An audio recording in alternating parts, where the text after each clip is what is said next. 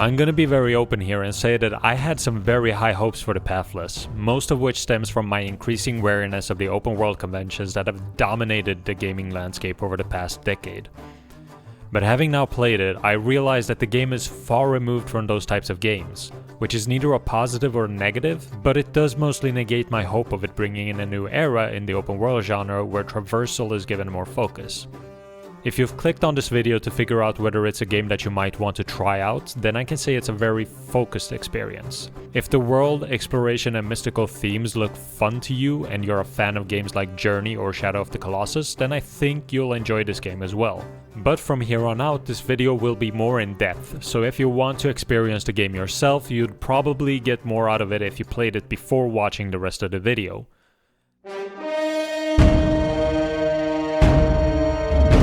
The one thing that permeates all aspects of the game is without a doubt the traversal mechanics. So it's a good thing that Giant Squid really nailed the feel of this. Even without playing the game, I think it's pretty clear that the base mechanics of using the dash and shooting targets is highly polished. The camera positioning lends itself well to convey the sense of speed as the character is positioned towards the bottom of the screen, allowing greater vision of the environment.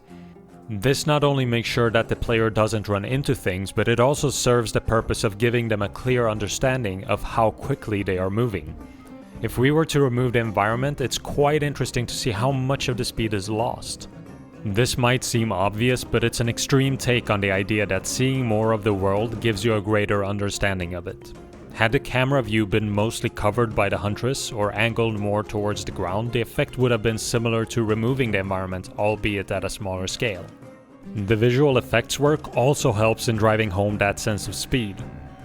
Each time you hit a target while moving, you get a burst of speed that is mainly communicated with the effects that you can see at the edges of the screen, as well as the shockwave that appears in front of the Huntress, kind of like what you see when breaking the sound barrier. The screen effect is quite interesting as it has a couple of different variables, which includes the speed and direction. The effect grows in opacity and pulls in closer to the center of the screen on stronger boosts. It's also able to orientate itself in the direction that the character is heading, which leads to a very satisfying effect that not only does a great job in conveying what's going on, but also manages to stay subtle enough to not visually overload the player. What probably ended up as the biggest surprise to me during my time with the Pathless was the different types of targets for you to get boosts from. In total, there are 3, with the basic ones, the bigger boosts and the height boosts. The only real effect these end up having is that they open up some small choices for the player as they are traversing the landscape. The way these are used is something that I consider poorly communicated by the game.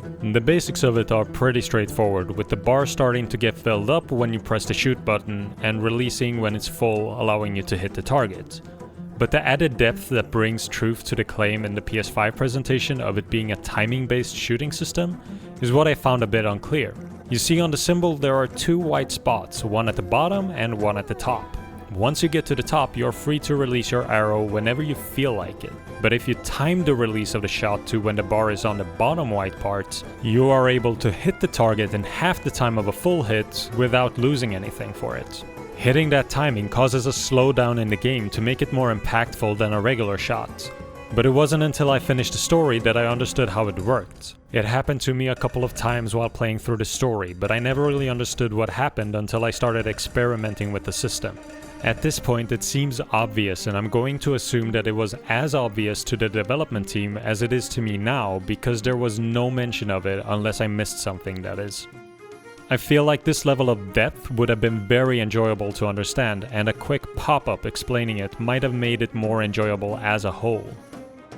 All of the targets function in this way except for the height-based ones, which fill up without any player input, allowing you to glide with the eagle and get height more efficiently.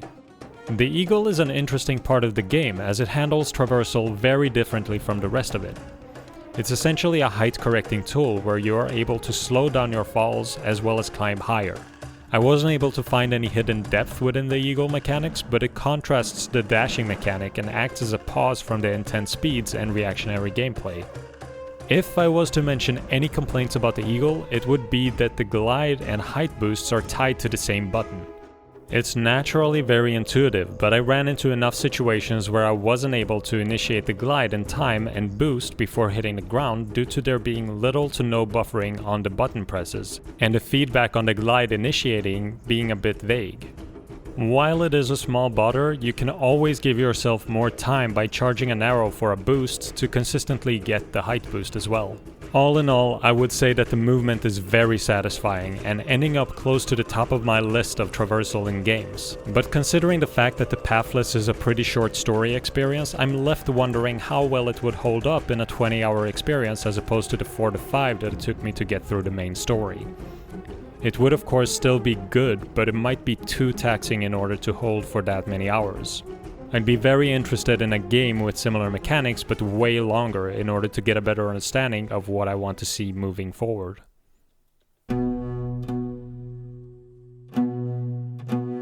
All of this traversing would be useless without a world to do it in though. At first it might seem a bit small, but throughout the game it opens up a lot, and I'd argue that a more fitting word for it would be manageable. It's not going to compete in size with AAA titles, and that's precisely the reason why the game manages to function without a minimap or objective markers. Taking away tools that are there strictly for the player and instead making the feature diegetic makes for a more believable world, where you use the character's tools to find your way. In the Pathless, you can use the Spirit Mask in order to get information like where points of interest exist, or where you have been. The range of this effect becomes bigger when you get higher up and get an eagle-eyes view of the land. This makes sure that the player doesn't get stuck with no idea of where to go, as your default if you were to get lost has been switched from following a marker to finding a vantage point. And because of the low asset density in the world, you won't find yourself getting lost due to the noise of the world. Using the Spirit Mask is absolutely a gamey thing, but at that point it's really up to the player to judge how much they are willing to buy into. For instance, I recently played through Ghost of Tsushima, which has gotten a lot of praise for its wind guiding you to your next objective. It's functionally no different from setting a marker, but people still enjoy it because it's still more natural than a UI icon. The main function of the world is to be a playground for you where you explore. And as you explore the world, you'll of course be looking at it through the camera. The angle that we discussed earlier serves its purpose in making you see a lot of the world, but there's a secondary effect to it that makes the hunters feel like a small part of a big world.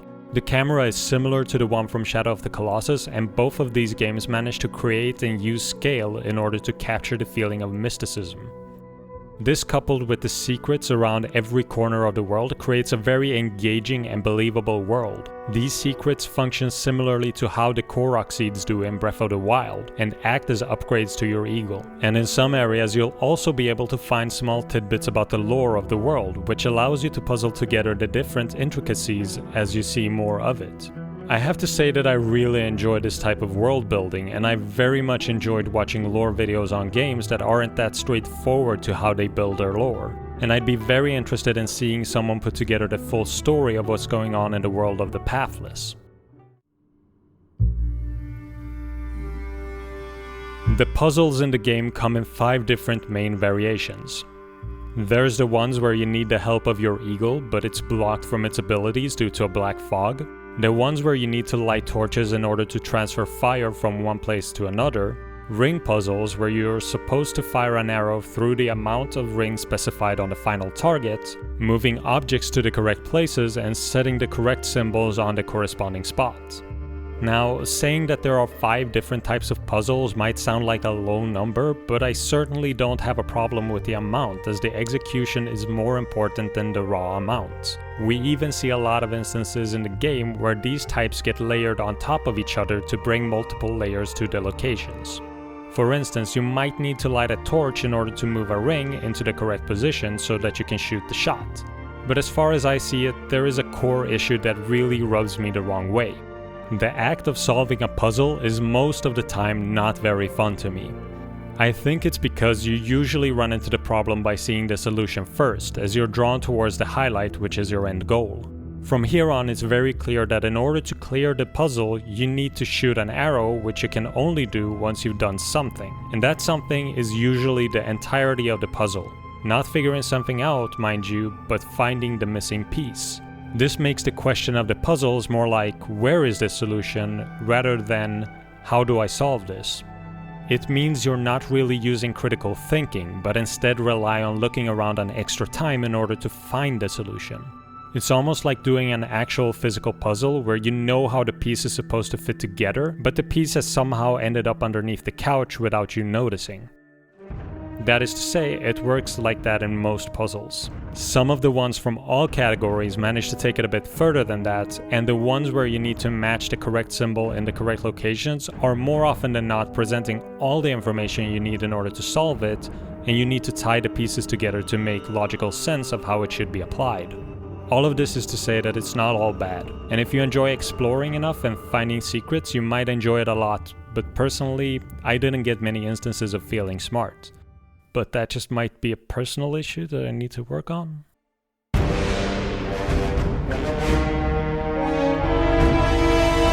There is only a handful of enemies present in the game, with all of them being what I would consider bosses. And it's almost like there's another comparison to Shadow of the Colossus here. These enemies though start out by hunting you, and upon catching you they initiate a stealth sequence where you need to get to the eagle. These sequences are actually the most dangerous encounters you can have with the enemies, as you can end up losing some of the resources that you've gathered for the eagle upgrades. Most of these act as a hindrance while exploring the world and end up doing very little on a mechanical level. But once you've activated the obelisks, you initiate the hunt. These hunting sequences where the traversal of the game gets to shine are probably my favorite parts of each battle. Partially due to the fact that the movement of the game is the most polished part of it, but also because there's just so much feeling in these sequences. Seeing the tall one flee while doing everything in its power in order to get away from you as you get closer and closer towards it was really one of the most memorable parts of the game to me. Once you've chased it down, you are taken to an area, and just like an animal that has been driven into a corner, it bites back. This part functions well enough to be an engaging part of the battle, but all the tension is gone once you realize any hit you take doesn't really matter, as there is no health mechanic and therefore no failure. At most you'll get thrown out of the arena and have to get back, but the battles are visually interesting enough to make them enjoyable. After doing a certain amount of damage, you sometimes end up in a bit of an avoidance battle where you need to make your way through, and when you understand what to do, these sequences can also be really cool, but if you end up in a situation where you don't really know how to avoid the attacks, it really just ends up looking goofy as you continuously run into the same attack over and over again while making small incremental progress. These battles manage to be very entertaining and really make me wish for more games to have as epic encounters as these ones. In case you're unsure about my opinion about the game at this point, then let me just make it very clear. I really enjoyed it. And I don't think that it would be fair of me not to address my last video on this game. In case you didn't watch it, here's a quick rundown. I was very interested in this game since it looked like it could expand on traversal mechanics and maybe bring some inspiration to other open world games in order to make the traversal there a bit more interesting than holding the stick in the right direction. Having played it now, I think that it's not really comparable to the open world genre as we know it, and I've quickly touched on my worry of how well this traversal would hold up in a longer game. Basically, it's a great achievement, but probably not applicable in the way that I might have thought. Thank you for watching the video, and I hope that you enjoyed it. If you did, consider subscribing to the channel and liking the video. As always, I'm open to any feedback that you might have, so feel free to let me know in the comments.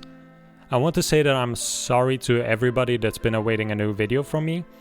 I've been struggling with coming up with solid ideas for videos as well as getting more responsibility in my work. These videos take a lot of time for me to make as I consistently try to become better, as well as me becoming more picky with what I'm willing to put out. Partially due to the higher standards from my end, but also because there are more and more people who subscribe to this channel. If I was to make a bad video a year ago, nobody would see it, but if I make one now, then I view it as me bothering over 100 people without bringing anything of value to their lives. Thank you. Have a great day.